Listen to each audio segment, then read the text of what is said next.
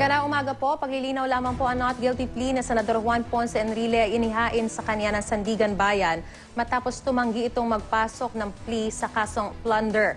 Habang si Janet Lim Napoles ay naghain ng not guilty plea sa kaso ring plunder. Samantala dinefer o ipinagpaliban muna ng korte ang arraignment para sa kaso naman nilang kinakaharap na graft. At para bigyan tayo ng detalye kaugnay sa balitang yan, tawagin po natin ang ating kasamahan si Joseph Morong na nasa Sandigan Bayan ngayon. Joseph? Alright, Marie, sunahin muna natin yung nangyari doon sa arraignment dito kay Senador Enrile. No? Bago nangyari yung arraignment ay gusto munang malaman sa Sandigan Bayan yung kalagayan pang kalusugan nito si Senador Enrile. Kaya inatasan kanina yung doktor ng Sandigan Bayan at saka yung sa PNP General Hospital to check on his blood pressure para malaman kung he's medically fit to undergo yung arraignment. Doon naman sa findings ng mga doktor, hindi naman nagkakalayo yung blood pressure na nakita nila dito kay Senador Enrile. Yung Sandigan Bayan gave a reading of 150/90, samantalang yung PNP General Hospital doctor ay nagbigay ng 100, Kasi ang recommendation ng mga doctors is that he is fit to undergo arraignment. Kaya natuloy yung arraignment kanina.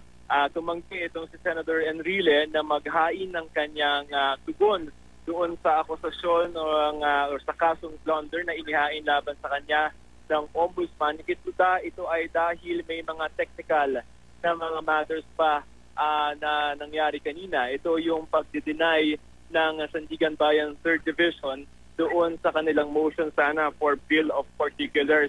Ang sinabi dito kanina ni Attorney Esteuito Mendoza, itong lead counsel nitong si Senator Enrile, that they are planning to elevate the case to the Supreme Court kasi parang ang tingin itong sila Attorney Mendoza ay masyado naging mabilis yung Sandigan Bayan 3rd Division sa pagdedesisyon doon sa kanilang motion para sa Bill of Particulars. Maris, yung Bill of Particulars na sinasabi nitong si Attorney Mendoza is essential doon sa right to due process ng si Senator Enrile. Kasi kung inaakusahan ng plunder, dapat malinaw at klaro at specific yung mga charges. Ang sabi ni Attorney Mendoza, yung ombudsman daw ay hindi masyadong malinaw doon. So they want to be provided with specific information kung paano na-commit allegedly itong si Senator Enrile yung plunder. But that was denied. Kaya sabi nila, they might go up to the Supreme Court to raise this on the petition for certiorari. Pero natuloy yung arraignment ni Senator Enrile. Ang hindi natuloy ay itong kay Attorney Gigi Reyes, itong kanyang dating Chief of Staff. At kanina ay nagbigay o nagsumite itong si Attorney Anacleto Diaz ng medical report galing sa Taguig Pateros General Hospital detailing or nalaman yung assessment ng medical condition nito si Attorney Reyes.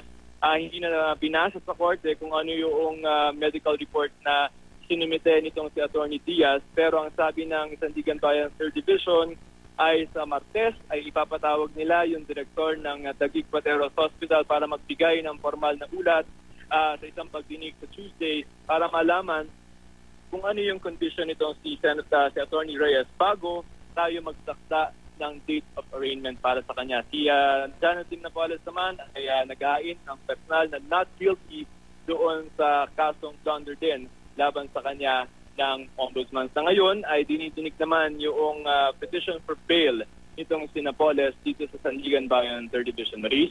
Alright, so ang dinidinig ngayon yung petition for bail na ni Janet Lim Napoles. Yeah, that has been filed a long time ago. Nag-coincide na naka-calendar lang yan for today, but that has been filed long before the arraignment scheduled today.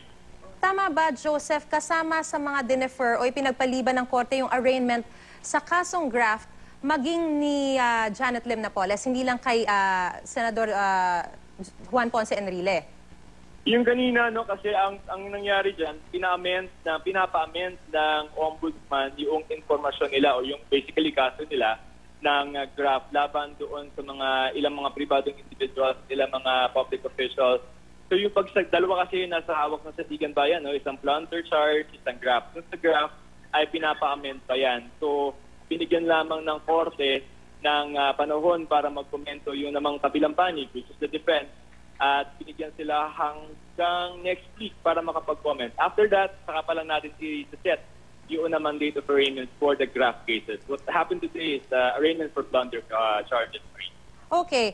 Joseph, gusto ko lang malinawan kasi in the past, yung prosecution o yung ombudsman, binabawi nila yung motion to amend information dahil yung, kumbaga, warrant of arrest o yung pagkakapiit sa mga senador ay nakabase dun sa original na information. Kaya binawi nila. In this particular case, nag-motion to amend information itong prosecution, meron ba tong implication dun sa pagkakapiit o yung kasalukuyang pananatili ni Senador Juan Ponce Enrile sa PNP General Hospital? Okay, number one, sila Enrile, sina Ponce kasi sa illegal detention yan. But all the others ay nakadetain sila on the strength of finding the probable cause of plunder. Ayun, yung graft is a bailable offense. So even if merong order of detention, pwede makapagpiyansa kasi.